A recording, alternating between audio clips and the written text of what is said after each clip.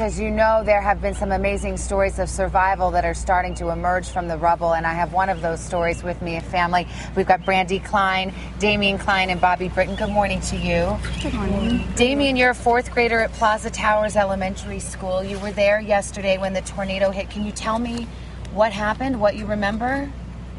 We were in class, and then all we heard was the sirens go off, and then we all ran into the hallway. Some of us had a math book, and some of us had our backpacks.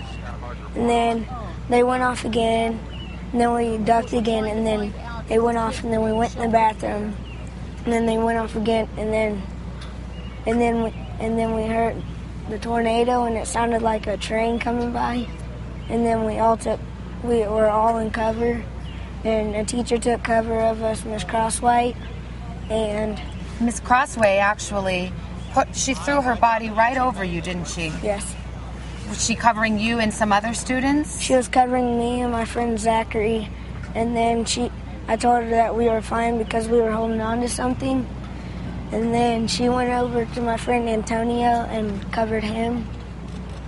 And then, so she saved our lives. She did save your lives. How long do you remember being under the teacher? How long did it feel like for the tornado to pass over you? About 5 minutes. And when you stood up and looked around, what did you see? All I saw was it was just a disaster. And there was a bunch of stuff just thrown around, and the cars were tipped over, and it smelled like gas. Did you know if any of your fellow students, were they okay too? Most of them were.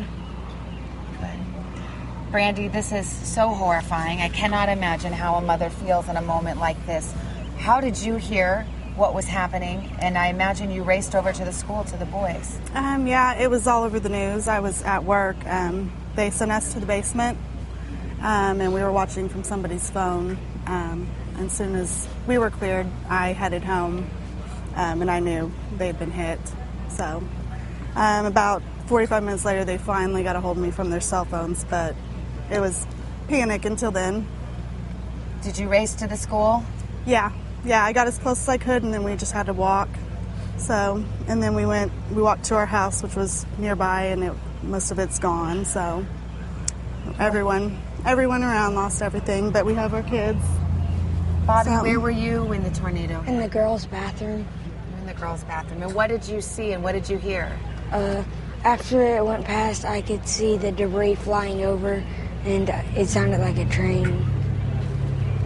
You must have been terrified, Damian. Can you describe how you felt in those moments? Scared. And you just mentioned, Brandy, you came home and the home is basically gone. Can you tell me about what you saw of what's left of your house, of your neighborhood?